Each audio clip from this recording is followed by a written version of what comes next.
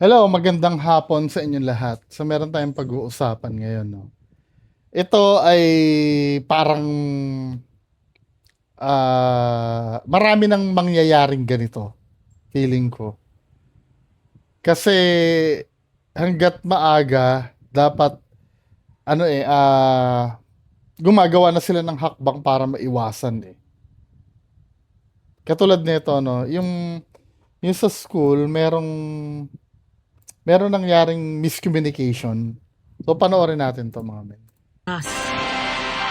Dahil sa maling akala, nagpanik ang mga estudyante sa isang paaralan sa Quezon City. Napasugod pa doon ang kanilang mga magulang. Ang malakas na kalabog kasi sa katabing construction site, inakala nilang putok ng baril. Nakatutok si Bea Pinlac. So yung parang may sumasabog, ganon. Kalagitnaan pa ng klase sa Bagong Silangan High School sa Quezon City. Pero nagmamadaling nanunundo na ang mga magulang sa kanilang mga anak. Naulinigan kasi nilang may nangyayari sa eskwelahan. Yung nangyari kanina, talagang naano ko doon, na-alarma. So, pagpunta ko doon, yung nagkaroon na ng commotion, nagkaroon ng pagtatalo daw. Yun lang, sabi ng apo ko. Tapos siyempre, mga grade 7 yun, talaga madali matakot. Parang nagkatakbuhan daw, tapos nag-iyakan na iba. Ang Kasi baka mamaya nga naman, totoo eh, no? nakarating sa kanila, nagkaroon daw ng saksakan at barilan sa loob mismo ng paaralan. Napulabog dahil dun sa mga text ng mga bata na meron daw na tutuka, sinaksak or something. Medyo nagkasigawan dun sa taas Ano sa to? mga habang recess daw po. Ang nakikita ko dito kasi, yung gapang kasi ng chismis, nag-iiba yung, yung istorya. Parang ganito, no? May narinig na pagsabog. Boom! May magme-message. Narinig mo ba yung yung i-message niya yung yung isa, no? Narinig mo ba yung parang putok ng baril? Yun ang unang sinabi. May pumutok na baril? Hanggang sa may nakakarinig na iba.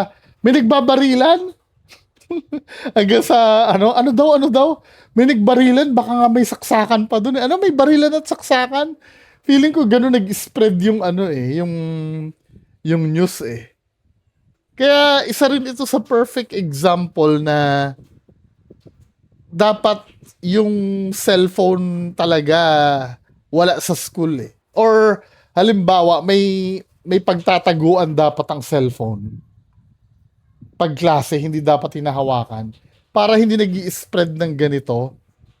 Baka mamaya yung pagtanggap niya ng message dun sa nakarinig, ang nakita niya na sentence lang yung putok ng baril. Pero ang kabuuan ng sentence, narinig mo yun, parang putok ng baril.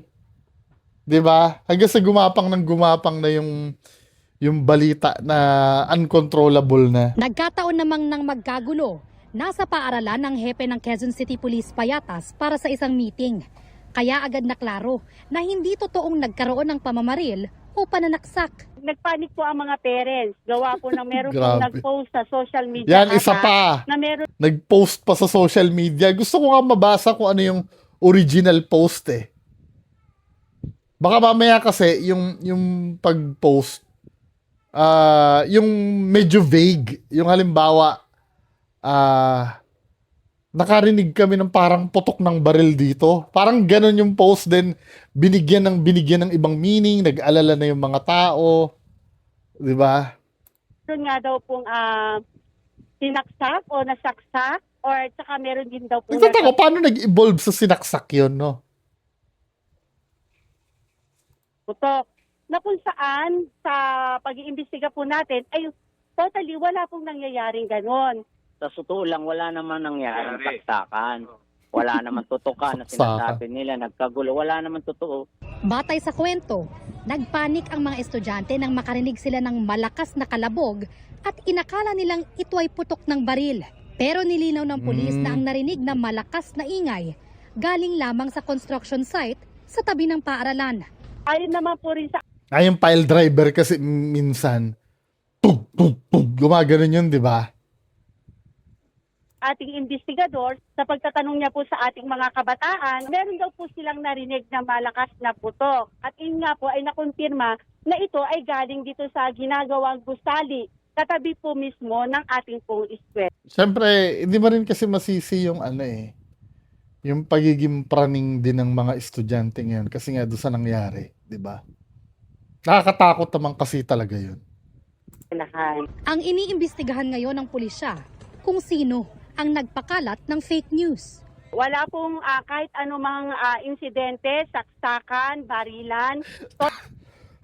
Nagtataka ako eh. Saan nakuha yung yung saksakan? Kung yun ay pagsabog lang or kalabog lang galing sa sa construction site, paano napunta sa saksakan yun? Totally po, lahat po yon ay fake news. Ang iniimbestigahan pa po natin sa ngayon ay kung sino po ang nagpapakalat sa SOCMED ng lahat ng fake news na ito. Grabe na nga yung nakapost eh. Ang hindi namin matanggap na maraming negatibo agad na nagpost na hindi naman totoo. Sa isang pahayag, Siguro ang pinopost lang siguro nung iba yung narinig nila. Hindi naman siguro intention na magkalat ng fake news.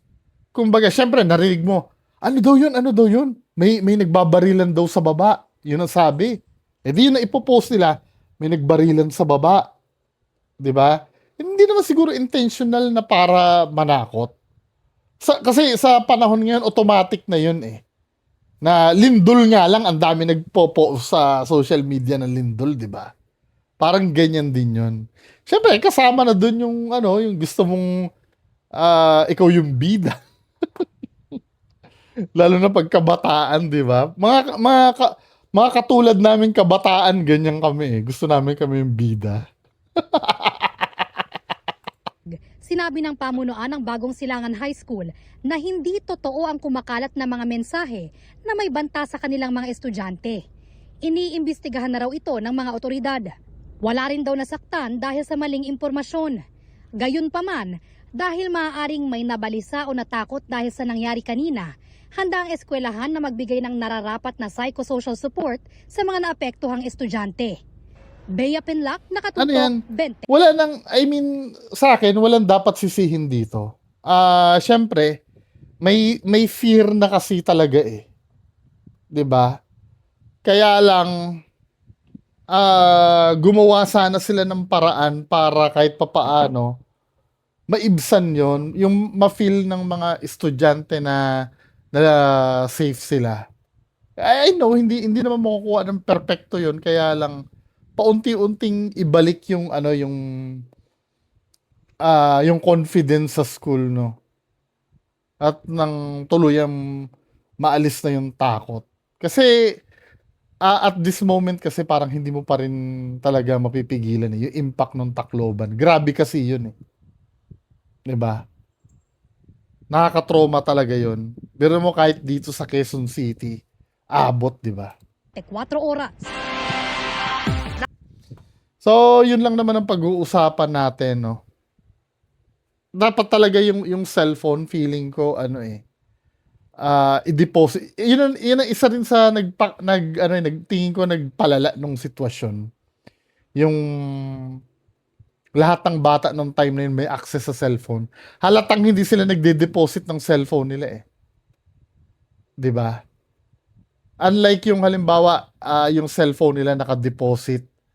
Tapos, may nangyaring putok na gano'n. Siyempre, ang magve-verify nun, yung teacher. Ano yung putok na yun? Tapos, sabi niya, ano yun? Sa construction site lang yun. Kasi kapag kung sino-sino nakarinig, kahit pa sabihin mo na, di ba parang tunog na baril yun? Marinig lang yung word na baril eh.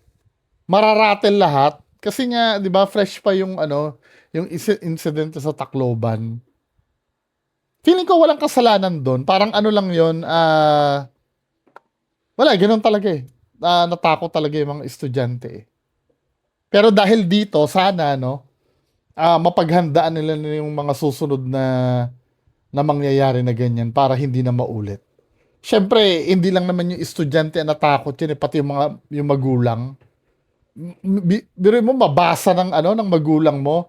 Let's say nag-post ka, no, nagkakaputukan at nagkakasaksakan na po dito sa school namin. Lahat yung taranta, yung magulang, i-message yung kapwa nila magulang na may anak din na nag-aaral doon. Lahat magpapanik.